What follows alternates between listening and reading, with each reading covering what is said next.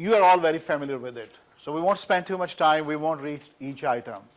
And they are very consistent with the roles and team tasks file you already have in your offices. But what we have tried to do, we made one decision. And we took the liberty of making that after a lot of consultation with a lot of people. We may not have been able to talk to everybody. We were struggling with what the team size should be.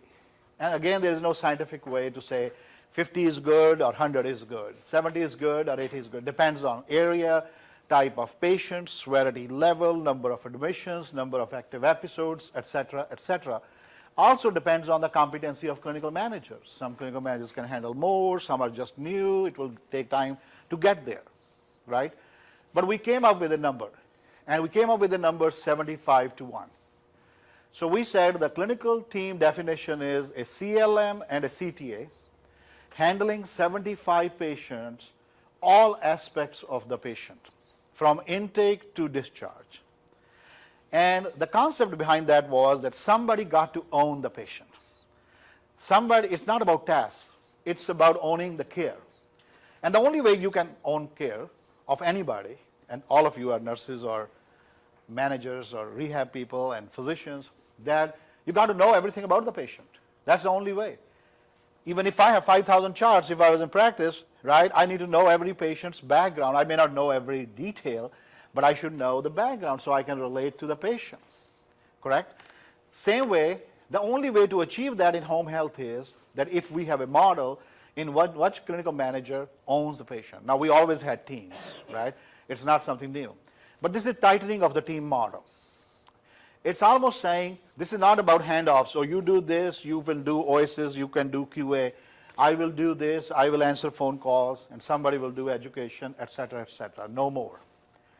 I am a clinical manager. I have 75 patients, give and take, and I own all things. Now, as a company, we got to provide resources to this clinical manager to make sure they have everything they need. Got the point on that? So today, we are not going to focus on staffing because that's a subject in itself, right? Because you're going to start asking, or questions are going to go through your mind, when do I hire the second? When do I bring the third? When do I add a CTA? Hold those questions, and I promise you, you will have the answers in next week or so through your executive directors and RMs. And they have the answers, they will share with you. The reason we could discuss that today with them, the reason we don't want to do, it's not going to have, we don't going to have enough time. We want to focus on clinical processes today. So hold those questions about number of bodies, but focus on CLM, CTA, DPS, AA. That's our focus today. So let's take an example. So I am a 150 patient office. I'm just taking a perfect example, and all offices are not the same way, right? And we know that 80% of our offices are between 100 and 300 census.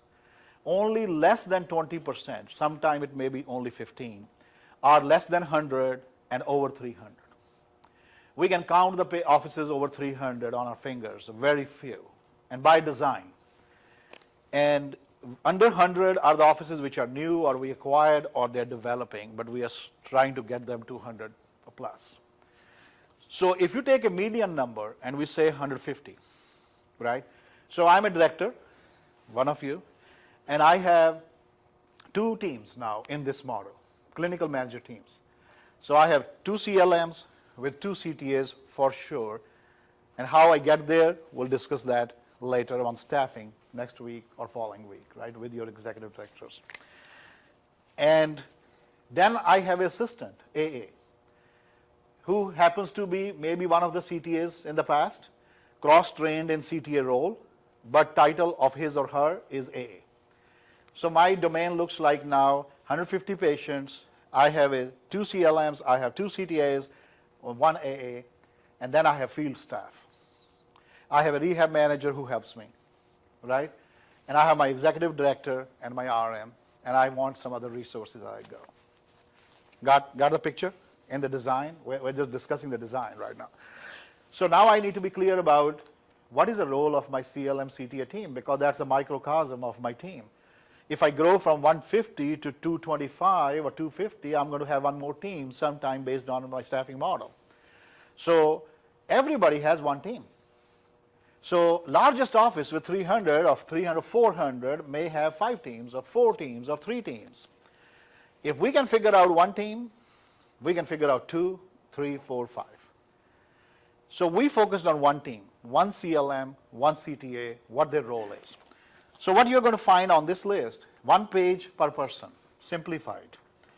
On the top, I'm on the CLM task list, patient-related tasks. All the things CLM does or should do in a team model as a clinical team leader of that team of 75 patients for the patients. We can go in detail. I don't want to spend time reading, but we can spend a couple of minutes talking about it. Feel free to go through it and research, orders,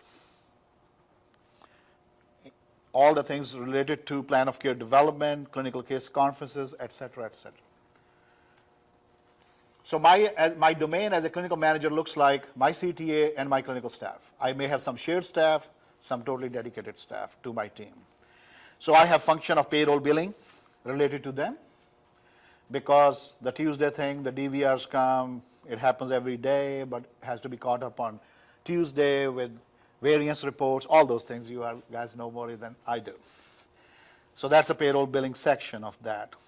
Human resource doesn't mean the human resource of the entire office, but the things that are related to your team, which are related to their development, their counseling, their evaluation, hiring, helping the DPS, et cetera, doing supervisory visits for those folks on annual competency visits, et cetera.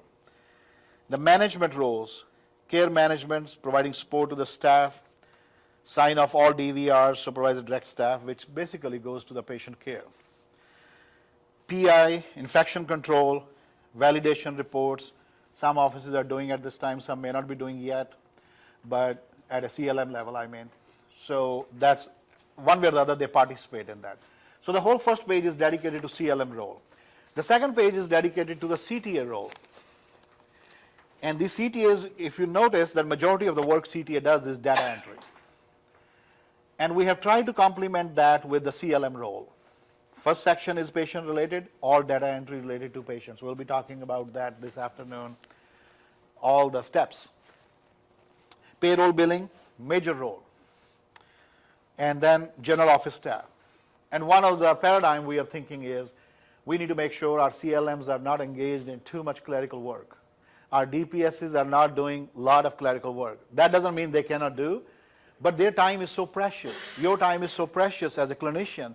You should be focusing more on patient care, critical thinking, case conferences, outcomes, evidence-based medicine, protocols, training, all those good stuff.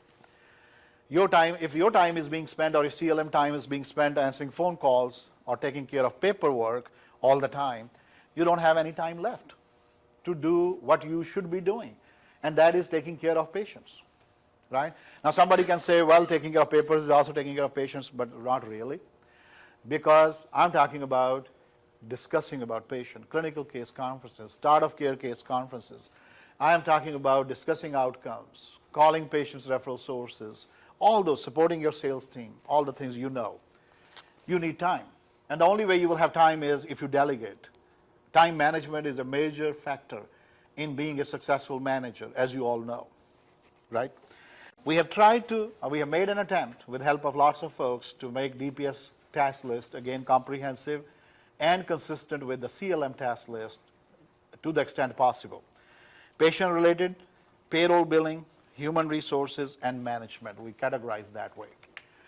But if you ask me today, what is the major role of a DPS in an office?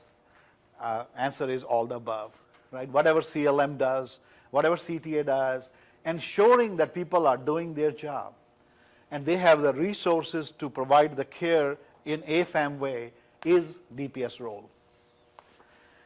But we have taken all the items we know of and entered that into 4 categories: patient-related, payroll billing, and human resource. And after that, we have gone and made an attempt to put AA task list. Assumption is AA is administrative assistant to DPS, and DPS is delegating all non-team tasks to AA.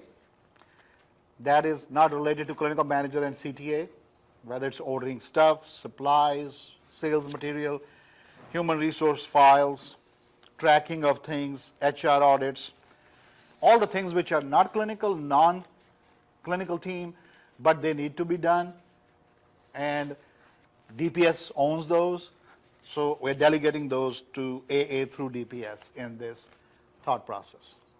So once we completed these pages, and we'll spend a few minutes on this, then we realized that there are few tasks that we have not addressed those in clinical teams as well as DPS. And those are, number one, intake.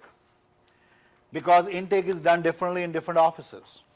In some offices, it's done by CTA, some offices LPN, some offices clinical managers. I'm talking about throughout the country on our company. And all of them get it done. So not one way is right or wrong. We're trying to find the AFAM way. We have a lot of discussions about it. Should it be at an ED level, regional level, leave it like this, make it national level? And that is one area we have not reached a consensus yet. And we are working through it. We are going to take input from all of you and everybody else. And our commitment to you is that between now and end of the year, we are going to come back to you as part of the phase 1A and bring answer to you about AFAM way of intake. And within us, Daniel is going to take a lead on working with regional managers and going to talk to executive directors and sales team, because intake is a lot of sales impact, and he is going to create a task force, talk about it. He's already doing it. We are all participating in it, and we are going to bring back to you answer which will include your input. So answer to your question, which you may have today, is how do I handle the intake if I'm going forward with my team's approach and a DPS role? Answer is keep doing what you have been doing, because for the next 3 months. Because once you go into the 75 patient team and your staffing is all worked out in the next week or two, you will find that you have people available in your offices who can do non-team tasks. We won't have time today to go office by office. It has to be handled office by office with your executive director and your RMs. So that is one area which is on page 6, and we call it other. And it is non-team task, and it is a task in itself, which includes auths, authorizations, private pays, and all those things, DDE checking, intake. The second thing we realized while we were going through it, that we have not addressed yet the support to our clinical managers and directors for coding, plan of care oversight, the OASIS function, all those things which are needed to help depending on the need for help. Because we may find that going forward, there are offices, directors, and CLMs who are very proficient in that area of plan of care development, OASIS, and coding, and they only need some consultative help when they are in a bind. So we are committed to providing them some support in that area, because they are not going to have QA clinical managers in the office. They're going to have a QA clinical manager, but it's going to be electronic, and that is SHP. So SHP is your QA clinical manager, right, going forward. But SHP cannot solve all the problems. So we realize that some offices are still going to need some help. Some are going to need more, some are going to need less. We also recognize that we need to check the integrity of all OASIS and coding behind the scene to ensure risk management for the company, like any other quality assurance process. We also realize that in some offices we may have to provide 100% support for some time by the time CLMs and DPS feel more comfortable. But we do have a philosophy, and we are sticking to it, and that is coding and oversight of plan of care development is not going to be centralized. It's going to be with the CLM and DPS. You all own it. We don't have a philosophy of telling people what to do, and we maintain that going forward.